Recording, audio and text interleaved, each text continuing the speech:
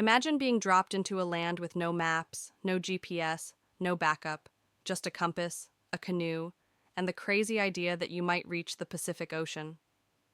In 1804, two men and a dog set off to explore the unknown, and what they discovered would rewrite the future of America.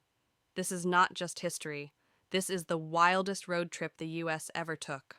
In the bustling early years of the 19th century, when the United States was still flexing its muscles as a young, ambitious republic, and people thought Ohio was the West, a grand opportunity arose that would forever change the course of American history and give bored school children something epic to read about for centuries: the Louisiana Purchase.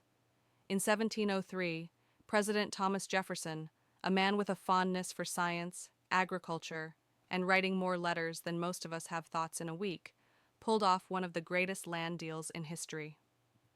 For a cool $15 million, Jefferson bought a swath of territory from France so massive that it made the original 13 colonies look like the starter pack of a much bigger game. But then came the million-dollar question, or technically, the $15 million question. What on earth did we just buy?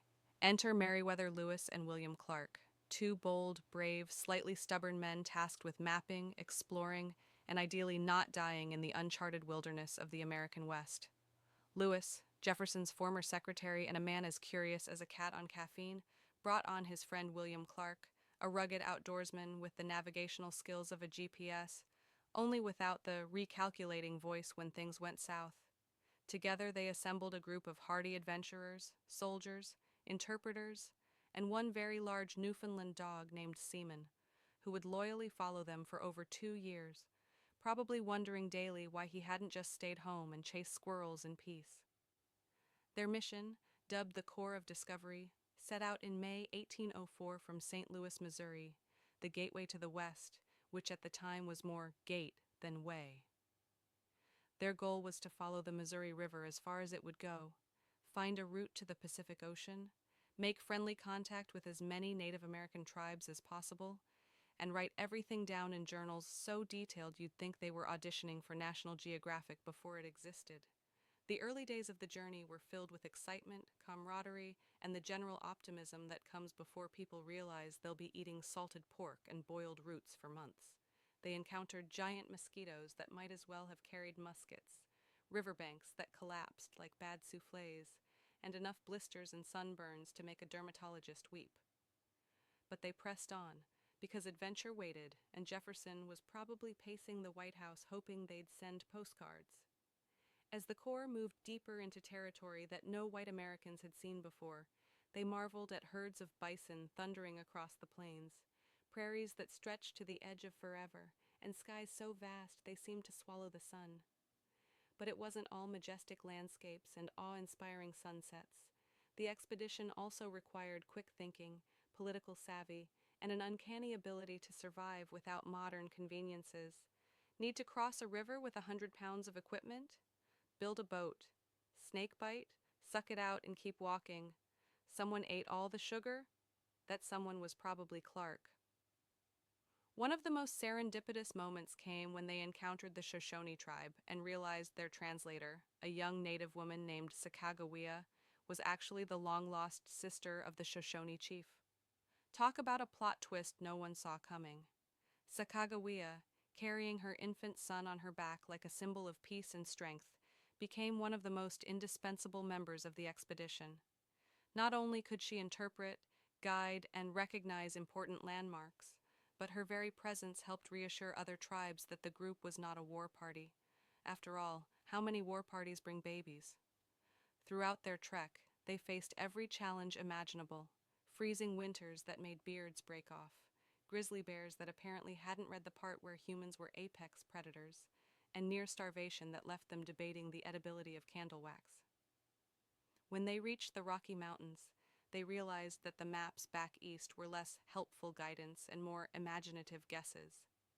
Instead of a gentle slope leading to a river headed west, they encountered snow-capped peaks that seemed designed specifically to laugh at their efforts. Climbing them with limited food, half-frozen gear, and questionable morale, the Corps persevered because turning back meant explaining to Jefferson that they'd just sort of given up. Eventually, they reached the Columbia River, and with a mixture of joy, exhaustion, and probably a little disbelief, they finally gazed upon the Pacific Ocean in November 1805. They were wet, cold, hungry, and covered in mud, but by all the stars in the American flag, they had done it. They built Fort Clatsop near present-day Astoria, Oregon, and spent a miserably damp winter contemplating how much they missed dry socks. Then came the return trip, which involved retracing their steps, recrossing dangerous rivers, and dodging angry bears that still held grudges. Miraculously, after over 2 years, 8,000 miles, dozens of near-death experiences, and hundreds of journal pages later, the Corps of Discovery returned to St. Louis in September 1806 to cheering crowds, stunned officials, and a lot of amazed chickens who had never seen so many grimy men come out of the woods. Their journey was hailed as a triumph of science, exploration, and American determination.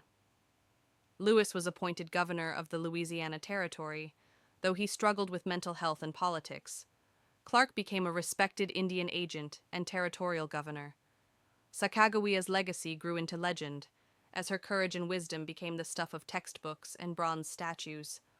The real victory, however, was not just in the maps drawn or the rivers named, but in the idea that the United States could dream big, take risks, and reach beyond the horizon, armed with curiosity, courage, and occasionally questionable dinner options like roasted beaver tail. The Lewis and Clark expedition stands as one of the greatest adventures in American history, not just because they explored the land, but because they discovered what Americans were capable of.